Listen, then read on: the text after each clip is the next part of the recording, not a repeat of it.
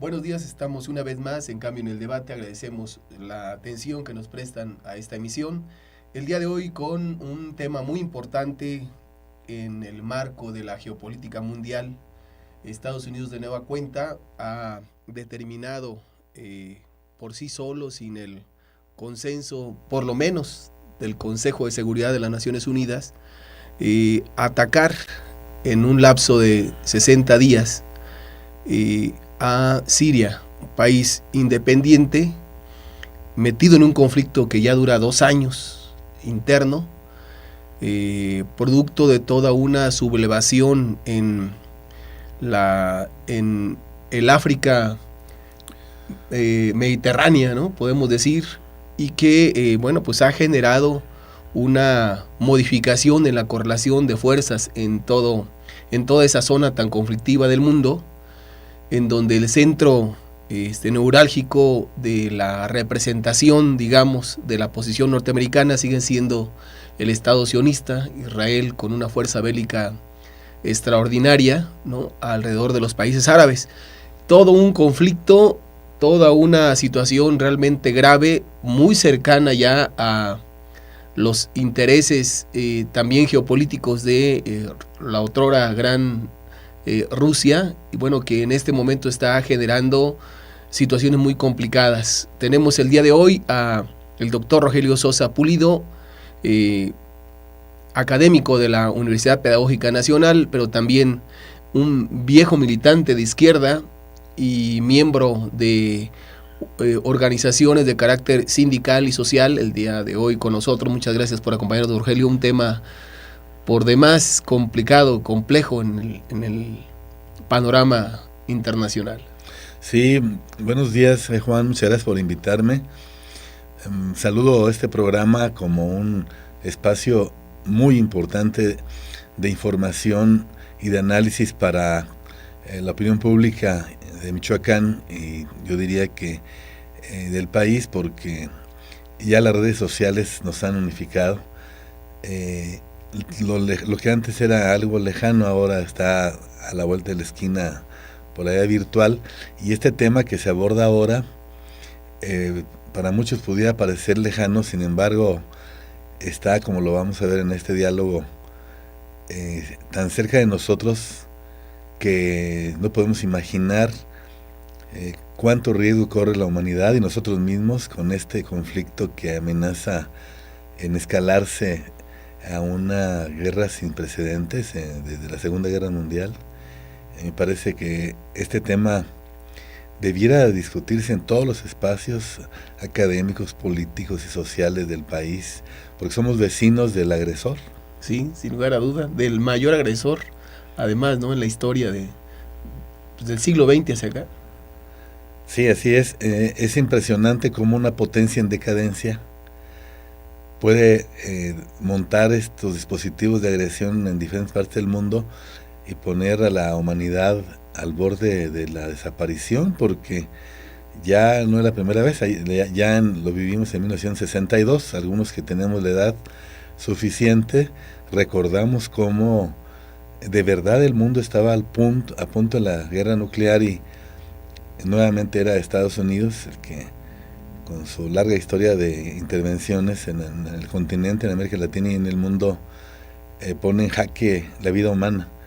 A mí me parece que este tema de Siria es igualmente importante y peligroso para la paz mundial, porque se encuentra en el nudo, como tú dices, geopolítico más importante, ¿no? Nada más y nada menos que el Medio Oriente, por donde transita la mayor parte de los medios energéticos, del gas, del petróleo, de Oriente hacia Occidente, hacia Europa sobre todo.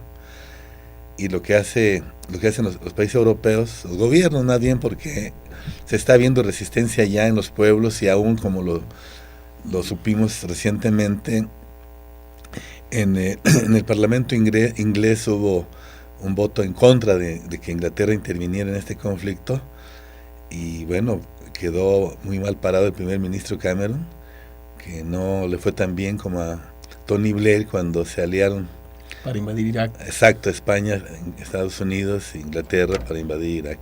Entonces, esa situación no impide que los gobiernos imperialistas de Europa se unifiquen tras de Estados Unidos. Muchos dicen que Estados Unidos los utiliza como colonias. Yo difiero. Yo creo que los países europeos tienen gobiernos sumamente irresponsables, depredadores. Prácticamente todos ellos vivieron un periodo de esclavismo, o sea, vivieron el esclavismo como esclavistas, como traficantes de esclavos. Portugal, España, Inglaterra, Francia, Holanda, Alemania, todos los países prácticamente de Europa tuvieron ese papel. Ahora aprovechan los estertores de una potencia en decadencia. Algunos analistas hasta hablan un tanto irónicamente de que Estados Unidos es un país en vías de subdesarrollo por la gravedad de la crisis que tiene. Y precisamente una hipótesis que se maneja en los medios internacionales es que esa crisis económica de Estados Unidos, esa incapacidad de superar este periodo largo de estancamiento en la economía de Estados Unidos y mundial, como lo vivimos hace unos años, desde el 2008 para acá, los lleva a crear estos escenarios, teatros de guerra, que fácilmente distraen a la opinión pública mundial, pero también al interior de sus países, y que hacen exacerbar el nacionalismo, en caso de Estados Unidos, para justificar este tipo de intervenciones absurdas, aberrantes. Pero hoy no tienen la opinión pública norteamericana a su favor. Así el Congreso sí, pero Así la opinión pública no está a favor de una nueva intervención, recordando la invasión última a Irak, en el argumento aquel de las armas químicas, ¿no?, que nunca existieron. Y bueno, fue una invasión a base de mentiras que el pueblo norteamericano hoy no soslaya.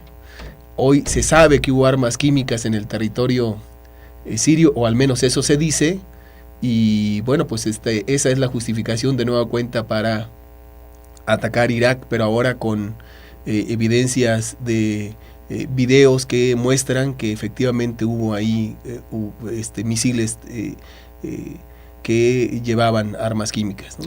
Claro, hay evidencia ya y comprobación de esa situación, de la existencia de esas armas. Incluso los investigadores que envió la ONU y también investigaciones que ha hecho Rusia por su cuenta coinciden en que son los rebeldes famosos, ni más ni menos que una fracción de Al Qaeda que está entre ellos, esa organización terrorista que Estados Unidos comprobó que estuvo en el derrumbe de las 2 torres gemelas de Nueva York y del bombardeo del Pentágono. Y que ellos armaron, había que decirlo también, ¿no? Así es. Entonces es impresionante el cinismo con el que se maneja a la diplomacia norteamericana y el gobierno norteamericano y el Congreso norteamericano, porque se enredan las vestiduras ante los atentados del 11 de septiembre, pero ahora se alían con los agresores del 11 de septiembre para atacar a Siria. La infiltración de armas químicas en Siria, en Damasco en particular, quedó demostrada, pero del lado de los rebeldes. Y ahora se usa la mentira de adjudicársela al gobierno de Assad, el presidente sirio, para justificar un ataque irracional. Yo insisto en que los gobiernos europeos están en la cola de Estados Unidos, pero no porque sean colonias, sino porque están en una estrategia de cálculo para hacer que Estados Unidos dé la cara, se desgaste, se enfrente, y finalmente ellos puedan entrar al reparto del botín en un país, como suponen ellos, al estilo de Irak y de Libia, pero donde, como se ha comprobado, pues no les puede garantizar absolutamente nada esta agresión, y sí están empujando a una aventura militar extremadamente peligrosa, porque el emplazamiento de invasión a Siria, o simplemente el bombardeo sin invadir por tierra ese país por parte de la flota norteamericana que está ubicada en el Mediterráneo, pues lo que va a provocar es el grave riesgo de que China y Rusia respondan militarmente como ya lo advirtió Putin,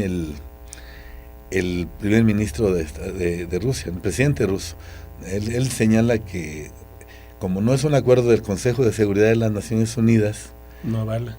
No tiene de ninguna manera legitimidad un ataque de Estados Unidos a Rusia, a Siria, y que no hay ninguna evidencia que demuestre la existencia de las armas de parte del gobierno de Siria, y por lo tanto lo considera una agresión injustificada, una agresión militar, y ese es el primer paso para responder, porque hay convenios de orden político y militar entre Rusia y Siria de hace décadas.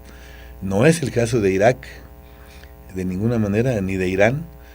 Por supuesto, en este juego peligroso de guerra está en la mira Irán, en la mira, como te dijiste tú, del Estado sionista, Israel, que tiene una gran cantidad de armas nucleares. 400 o más, dice. Tipo, exactamente. Entonces, esto que estamos viviendo ahora en el siglo XXI nos demuestra que no hemos avanzado ni un ápice desde la época de los griegos, que tuvo la civilización occidental su mejor momento.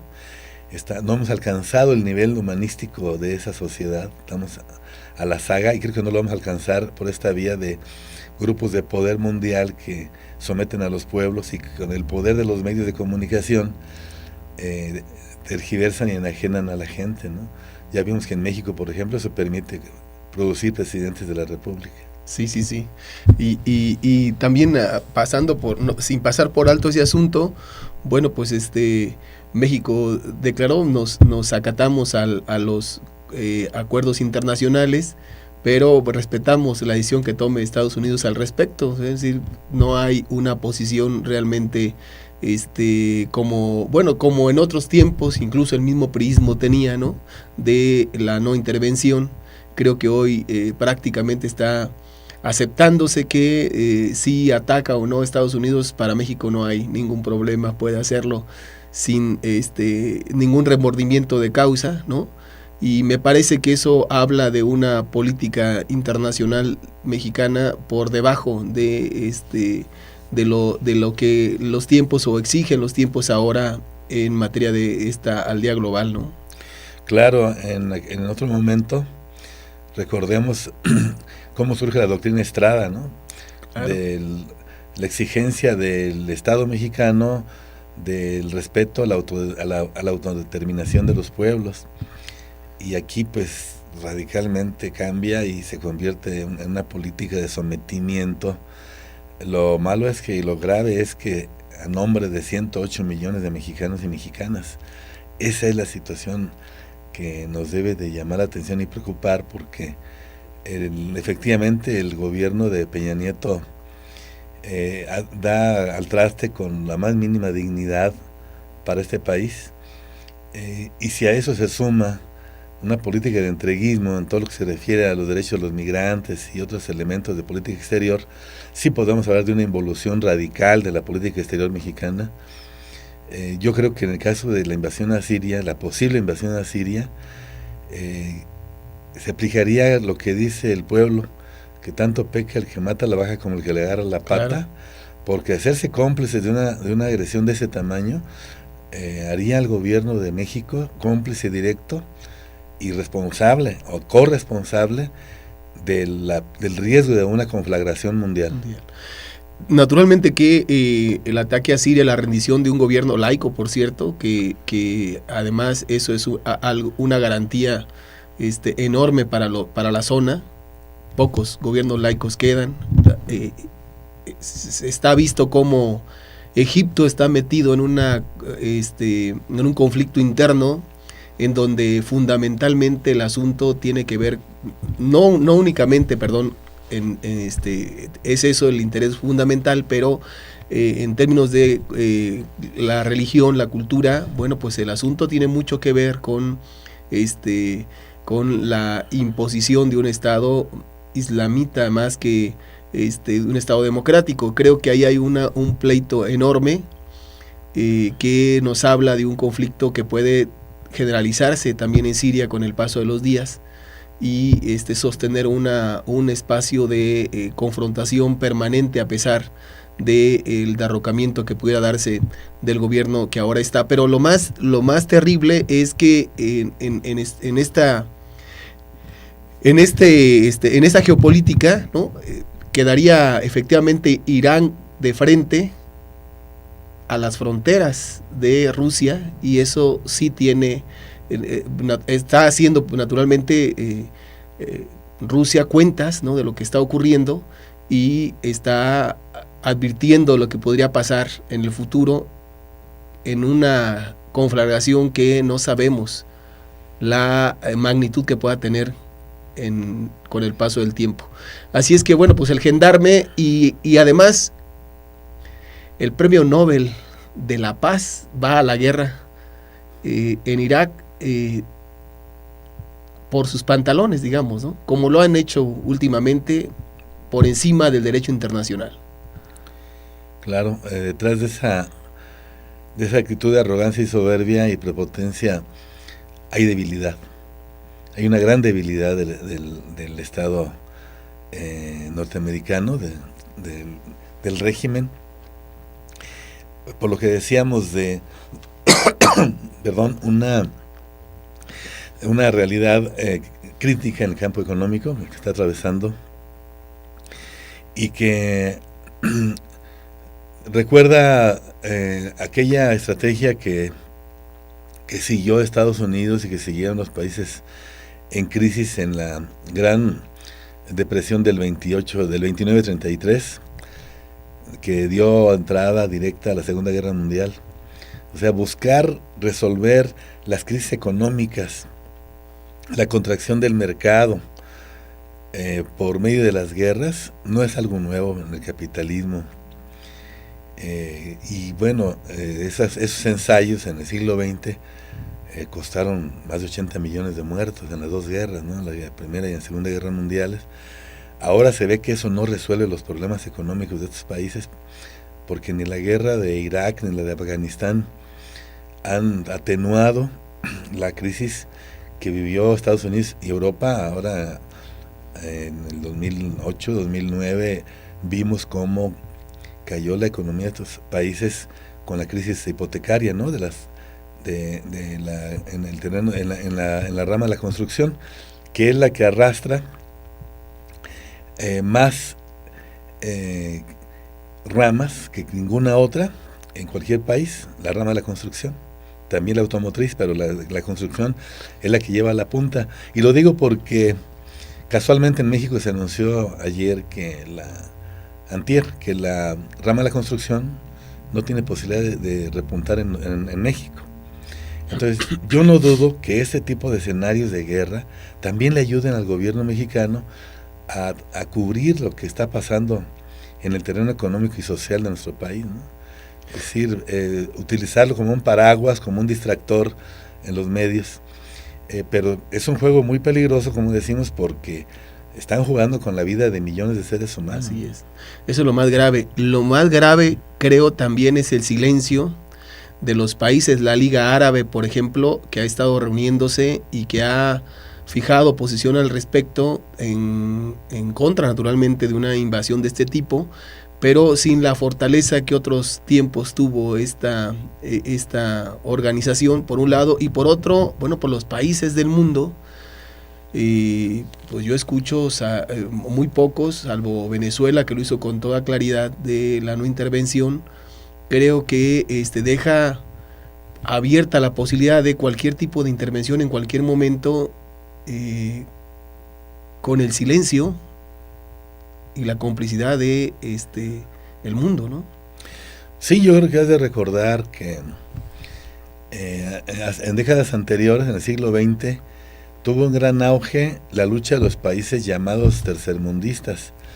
Recordemos aquella Organización Internacional de los Países No Alineados. Así es. Que fue creada en el mejor momento de las guerras de liberación, anticoloniales y de liberación y socialistas, ¿no? Las revoluciones socialistas, que en algunos casos, como Vietnam, se conjugaron en anticoloniales y socialistas.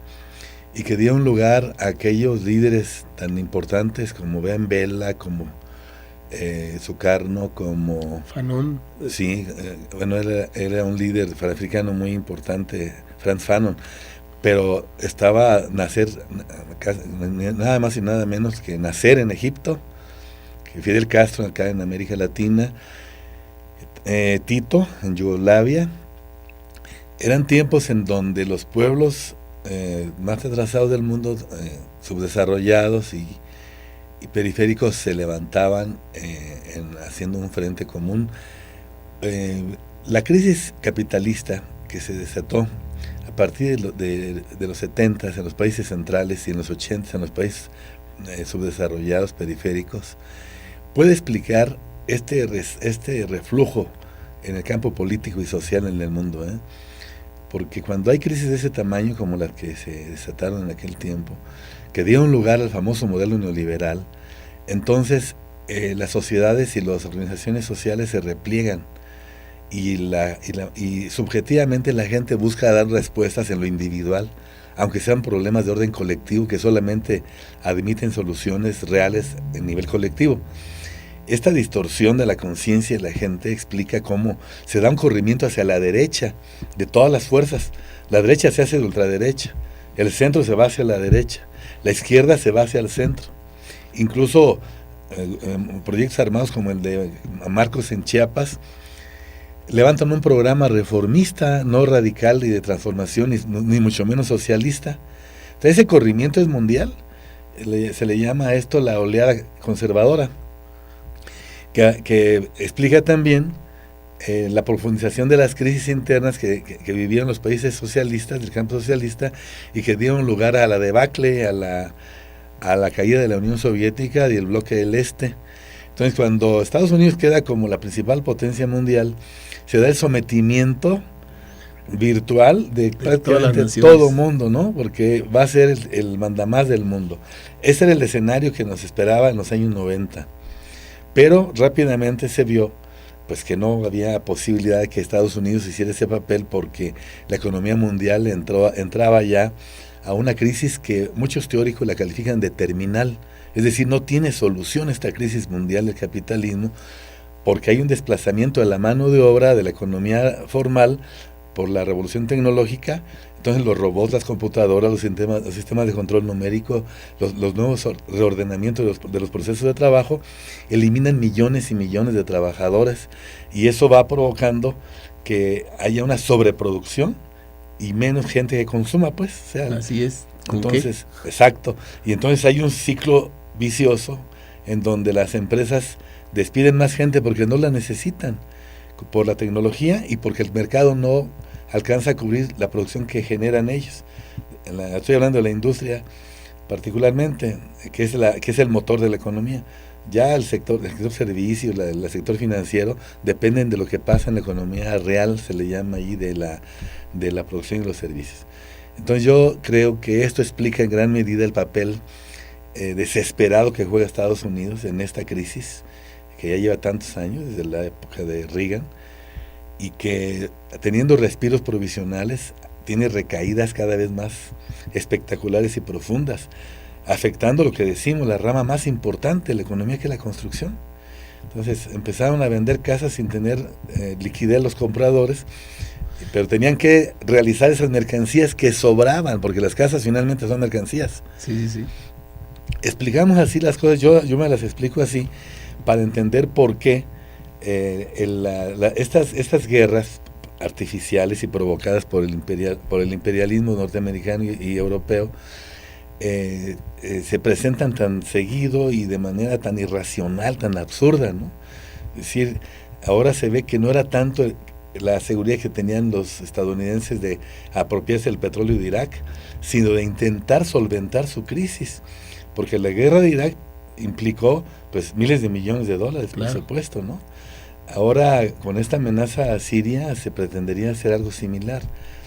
Yo creo que también, tocando lo que dices tú, Juan, las contradicciones que tanto estudió Mao Zedong, esa teoría de las contradicciones puede explicar muy bien lo que pasa en el mundo ahora, Porque tú ves por un lado contradicción a nivel religioso, ¿no? Los hermanos musulmanes en Egipto desplazados por un gobierno disque laico apoyado por Estados Unidos, que tiene un apoyo también religioso en los coptos cristianos de Egipto, que han sido históricamente enemigos de los musulmanes.